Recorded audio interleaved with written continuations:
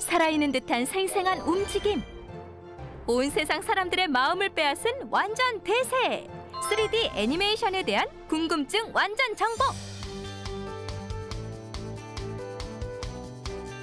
먼저 2D 애니메이션과 3D 애니메이션의 차이는 뭘까요?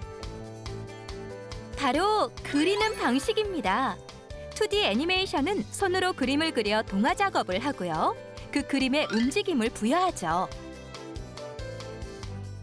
하지만 3D 애니메이션은 처음부터 끝까지 컴퓨터로 작업하고 캐릭터를 입체적으로 표현합니다. 그럼 3D 애니메이션은 어떤 과정을 거쳐 만들어질까요? 첫 단추를 잘 꿰야 한다는 말처럼 작품의 기초가 되는 디자인 작업. 어떤 작업을 하고 계신 거예요? 지금은 에피소드에 쓸 캐릭터 디자인 작업을 하고 있습니다. 그런데 이건 2D 애니메이션 아닌가요? 네, 맞습니다. 일단 2D는 3D 작업에 비해서 훨씬 가볍고 먼저 빠른 시간을 활용해서 가장 최종 아웃풋에 가까운 시각화 작업들을 먼저 테스트할 수 있기 때문에 2D로 먼저 작업을 선행하고 있습니다. 캐릭터 디자인 작업이 끝나면 스토리보드 작업이 진행됩니다. 이야기에 맞는 장면을 그림으로 그려 흐름을 잡는 과정인데요. 디자인팀에서 제작한 캐릭터로 이어서 작업하는 만큼 일의 속도도 무척 빠릅니다. 그 시각, 한켠에선 회의가 한창 진행 중인데요. 바로 연출진들이 2D로 그려진 그림을 가지고 어떻게 영상으로 표현할지 논의하는 자리입니다. 저희도 이제 3D 애니메이션 하다 보니까 작업을 미리 다 해볼 수가 없어요. 작업량이 너무 워낙 많기 때문에. 그래서 미리 그림으로 그려보고 컷을 연출을 한 다음에 그거를 이제 컨펌을 통해서 계속 수정을 하고 그거를 이제 3D 작업을 하는 거죠. 그거 없이 작업하면 이제 그 반복하는 작업이 너무 많다 보니까 2D로 미리 이제 그림을 그려서 미리 연출을 보는 거죠. 다음은 정해진 이야기의 흐름에 맞게 2D로 제작됐던 캐릭터를 입체화시켜주는 일명 모델링 작업 순서인데요. 와, 딱 보기에도 입체감이 느껴지죠? 완성된 캐릭터들은 배경과 합쳐져 하나가 됩니다. 여기서 잠깐! 3D 애니메이션에 빠질 수 없는 게 또 하나 있죠? 바로 다양한 효과를 접목하는 건데요. 어때요? 훨씬 더 실감나죠? 훨씬 리얼하고 훨씬 생생하게 만들어지는 애니메이션. 앞으로 얼마나 더 발전하게 될까요? 사실 애니메이션이 그동안은 어떻게 하면 실사처럼 보일까, 실제처럼 보일까에 많이 이렇게 노력을 했다고 하면 앞으로는 어떤 그런 기술들은 이미 많이 발전을 했고요. 앞으로는 어떻게 하면 자연스럽게 보일까, 어떻게 하면 이 감정적인 표현이 많이 될 수 있을까, 이런 곳에 아무래도 많이 노력을 해야 할 것 같습니다. 우리를 즐겁게 해주는 애니메이션. 앞으로 더 발전한 모습 기대할게요. 유레카!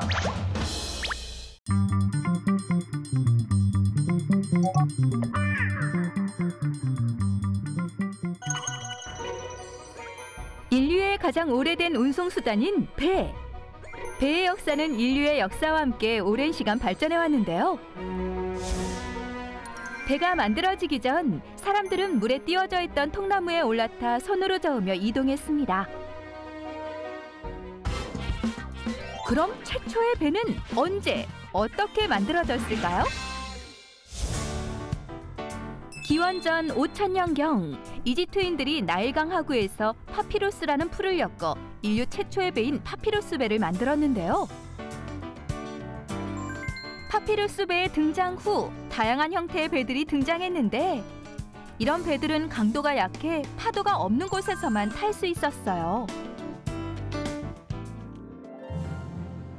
파도가 있는 바다에서도 배를 타고 싶었던 사람들은 튼튼한 배를 만들기 위해 목재를 견고하게 짜맞춰서 골격을 만드는 등 오늘날의 배와 같은 구조를 갖추기 시작했습니다.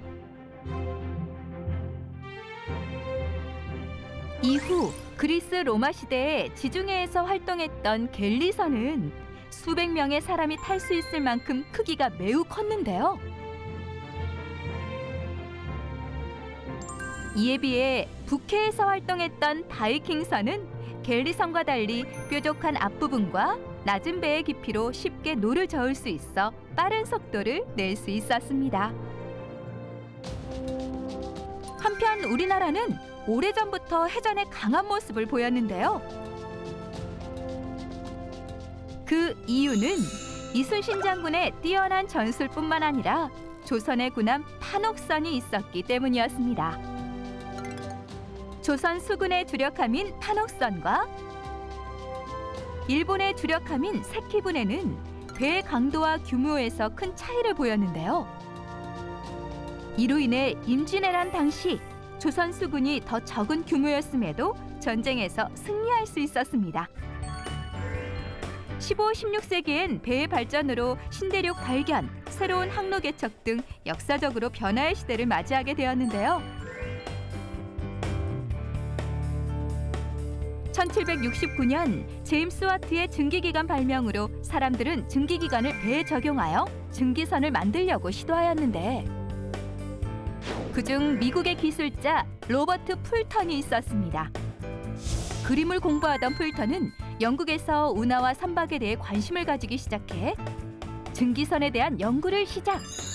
제작엔 성공했지만 선체가 약해 금방 부서지고 말았어요. 하지만 풀턴은 포기하지 않고 계속 연구를 진행해 마침내 1807년 클러먼트호 제작에 성공하였습니다. 그러나 증기선을 본 사람들은 실패할 거라고 확신했어요. 저 배가 움직이는 것은 불가능해. 그러나 클러먼트호는 운항에 성공! 후에 전기 항로가 개설되었죠. 기계를 이용한 동력선이 등장함으로써 여객이라든지 화물이 전 세계 이동이 자유로워졌고 이를 통해 가지고 해상 무역이 획기적으로 발전하게 됩니다. 그러므로써 지금처럼 대량의 물류가 해상을 통해서 움직이는 지금의 모습이 로버트 풀턴의 전기선 발명으로부터 시작된다고 할 수 있겠습니다. 증기기관의 발명으로 배의 추진 장치가 바뀌는 시기에 맞물려 배를 만드는 재료도 나무에서 철로 바뀌게 되었는데요. 그 후로도 배를 만드는 기술이 계속 발전해 배는 더욱 튼튼해지고 빨라져 운항할 수 있는 주행거리도 길어졌습니다. 이러한 발전을 통해 배로 많은 양의 화물을 운송할 수 있게 되었고 그로 인해 무역이 활발하게 이루어지게 되었습니다. 파피루스 배부터 현대의 화물선까지 기술의 발전으로 배는 더욱 빠르게 좀 더 튼튼하게 변화 발전하고 있는데요. 앞으로 미래에는 또 어떻게 발전하게 될까요? 유레카!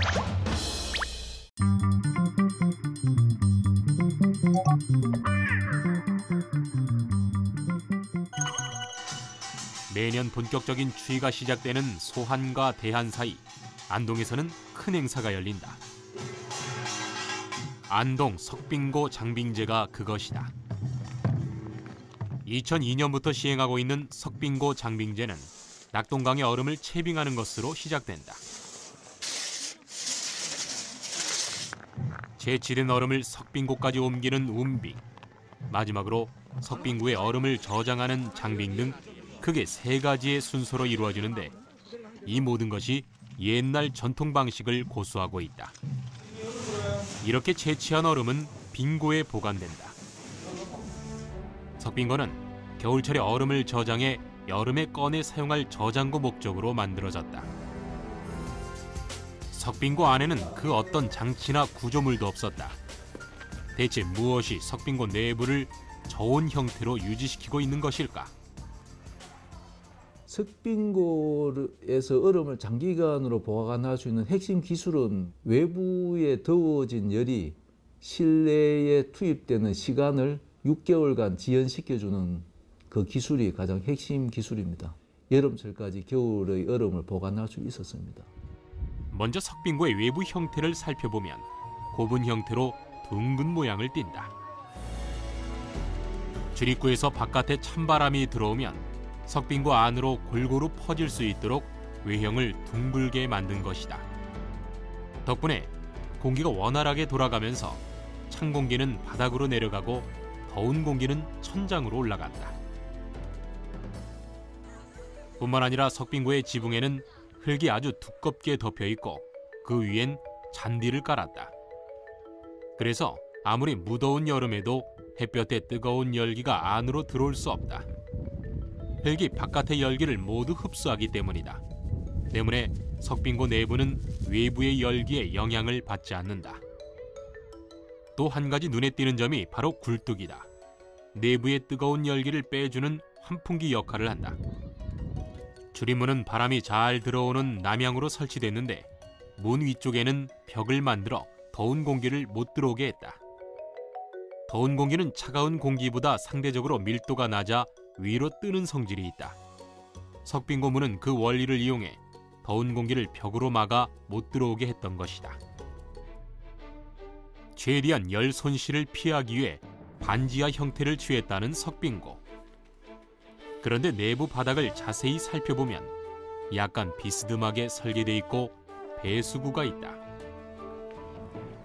경사로를 따라 바닥 밑으로 물기가 빠져나가도록 한 것이다. 때문에 내부는 얼음이 잘 녹지 않는 건조한 상태가 유지된다. 유레카!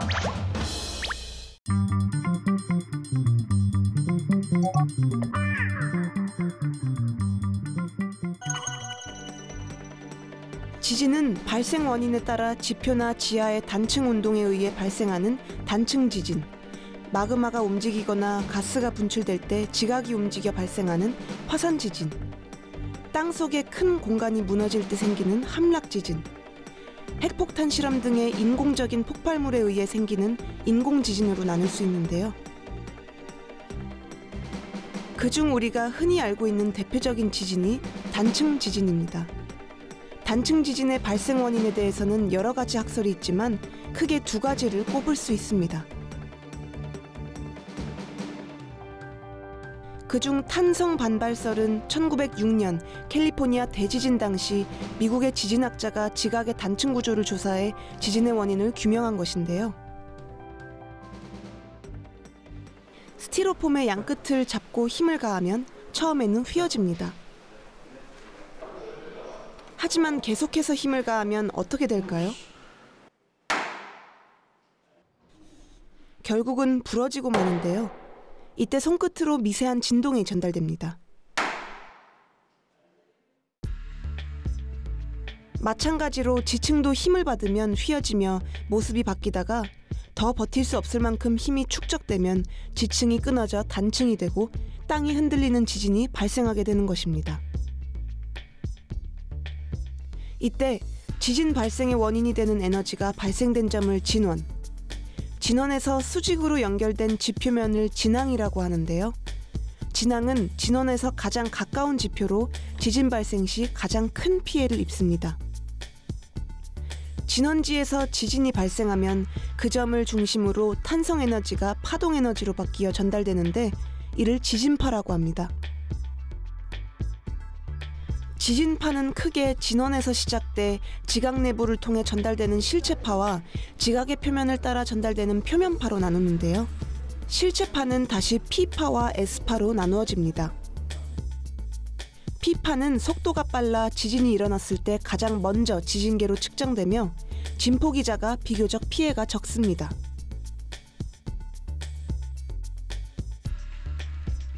S파는 지진계의 두 번째로 측정되는 지진파로 진폭이 커 피해가 큽니다. 표면파 역시 러브파와 레일리파 두 가지로 나누어지는데요. L파라고도 불리는 러브파는 지진파들 중 가장 파괴력이 강하며 R파라고 불리는 레일리파는 해양의 너울처럼 땅을 출렁거리게 합니다. 지진의 발생 원인을 설명하는 또 다른 이론으로 땅을 휘거나 끊어지게 하는 힘이 어디서 나오느냐를 밝힌 판 구조론이 있습니다. 판 구조론은 지구의 표면이 두께 50에서 200km의 여러 개의 판으로 쪼개져 덮여 있고 이들이 지구 내부의 대류 현상에 의해 움직인다는 이론인데요. 이들 판이 같은 속도와 같은 방향으로 움직이지 않고 서로 맞물린 상태에서 다른 방향으로 제각각 움직이면서 지진이 발생한다는 것입니다. 지진은 땅속의 응력이라고 하는 것이 차례대로 쌓이다가 이것이 땅이 견딜 수 있는 임계치를 넘어서게 될 때 땅이 부서지는 현상을 곧 지진이라고 합니다. 그래서 지진이 발생하는 곳은 바로 단층이 발달하는 곳이고 단층이 있는 곳에서 지진이 발생하게 됩니다.